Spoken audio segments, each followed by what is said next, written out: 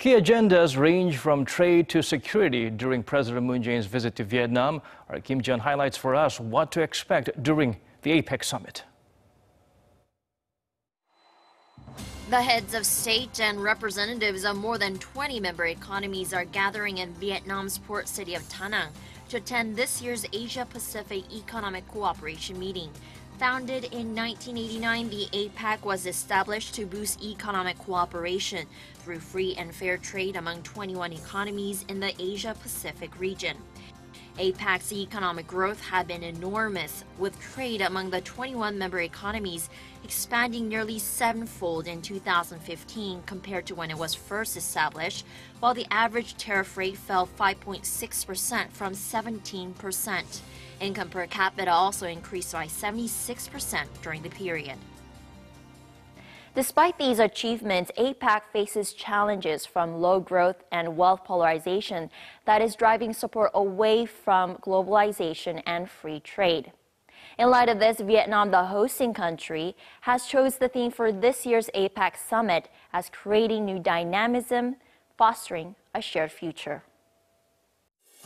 Among the four main agendas, President Moon is expected to particularly focus on the promotion of sustainable, innovative, and inclusive growth as it reflects his administration's initiatives on people-centered and income-driven economic growth, which place emphasis on leaving no one behind in order to address chronic structural problems of low growth and economic polarization. 사람과 사람, 마음과 마음이 이어지는 사람 공동체.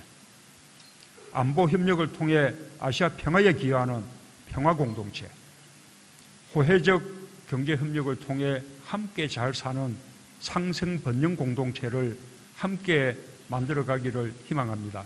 우리 정부의 입장에서도 Economic inequality is one of the most important issues for South Korea.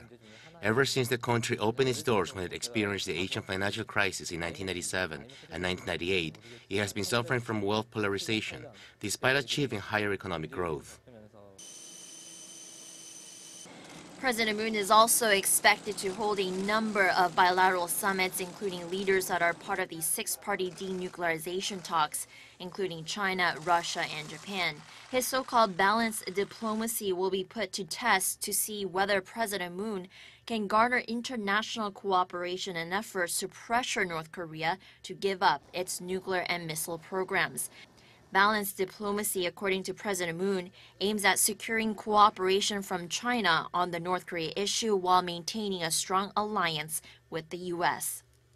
Yeah, I think the concept balanced diplomacy by President Moon Jae-in is something that is proposed, I think it has been proposed in a very timely period of time. Now the U.S. and China relations is, going into a much harsher competition now. I mean, because the U.S. has recovered its economic capabilities and now trying to pressure China. Xi Jinping, stabilized his domestic power and beginning a very solid second term. President Moon's biggest task is to get closer with Chinese President Xi Jinping, not only to resolve issues concerning North Korea, but also to make a breakthrough in resolving economic tensions stemming from Beijing's retaliatory measures against Seoul's deployment of the U.S. missile defense system THAAD. I think two countries needed to restore the relationship.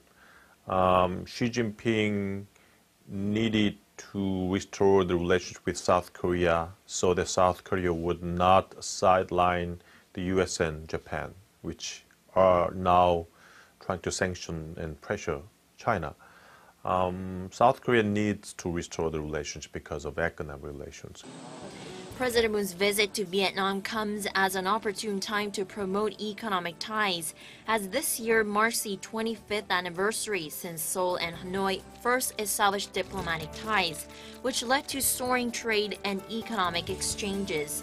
South Korea is Vietnam's #1 investing partner as of 2014, with investments amounting to $55.8 billion and trade between the two surpassing $45 billion. Kim Ji-yeon, Arirang News.